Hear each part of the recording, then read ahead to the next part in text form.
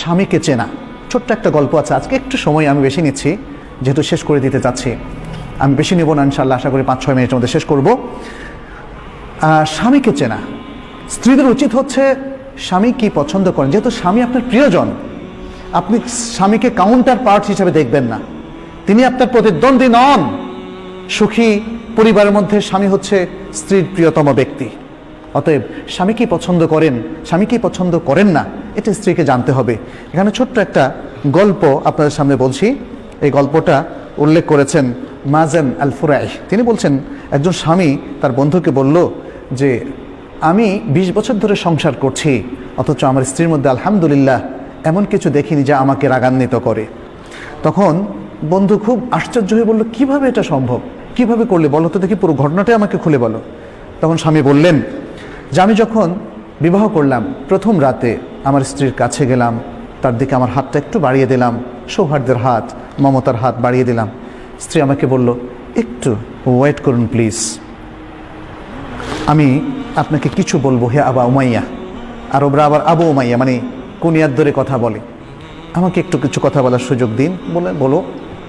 তখন স্ত্রী শুরু করলো যেভাবে, যেমন বলল আলহামদুলিল্লাহ ওয়াসসালাতু ওয়াসসালামু আলা রাসূলিল্লাহ, ছোট্ট খুতবা দিয়ে শুরু করলো।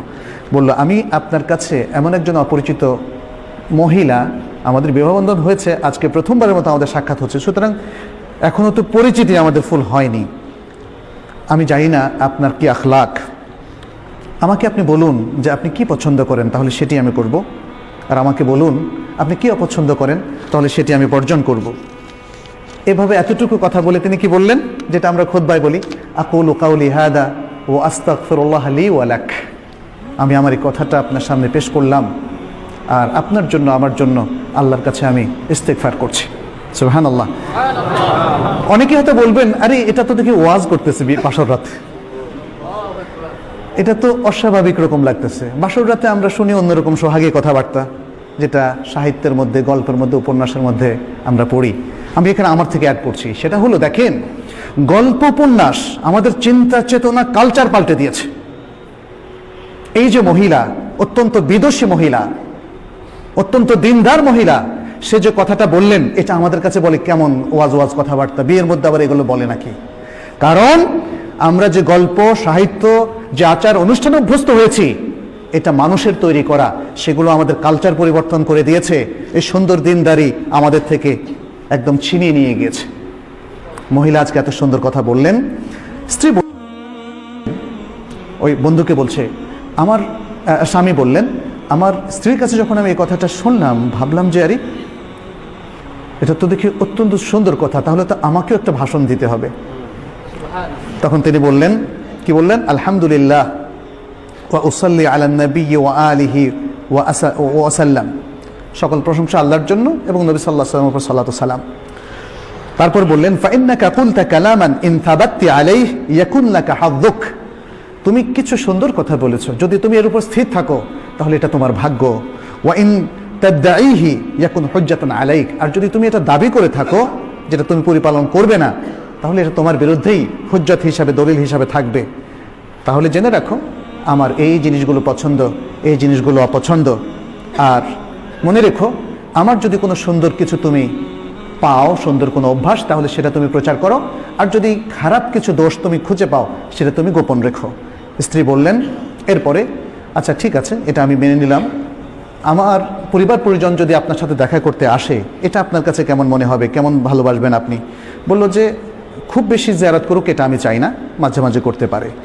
এরপরে তিনি বললেন, স্ত্রী জিজ্ঞেস করলেন যে আপনার প্রতিবেশীদের মধ্যে আপনার ঘরে কারা কারা আসুক বলে আপনি মনে করেন এবং কাদেরকে আপনি নিষেধ করেন? তখন তিনি বললেন যে আমার প্রতিবেশীদের মধ্যে এরা খুবই সজ্জন ব্যক্তি, এরা আমাদের বাসায় আসতে পারে, আর এরা অসৎ, এরা আমাদের বাসায় আসবে না। তারপরে স্বামী তখন তার বন্ধুকে বললেন যে ওই রাত্রে ছিল আমার জীবনের সেরা রাত, একটা সুন্দর রাত আমি যাপন করলাম আমার স্ত্রীর সাথে। এরপরে আরেকটা ঘটনা তিনি বললেন যে 1 বছরের মাথায় এভাবে চললো, আমি আমার স্ত্রীকে খুব ভালো স্ত্রী হিসাবে পেয়েছি, এবং তারপর আমার শাশুড়ি একদিন 1 বছরের মাথা আমি এসে দেখলাম আমার বাসায় আসলেন, আমাকে জিজ্ঞেস করলেন যে তোমার স্ত্রীকে তুমি কেমন পেয়েছো? আমি বললাম অত্যন্ত ভালো স্ত্রী হিসাবে আমি পেয়েছি, যিনি আপনার কন্যা।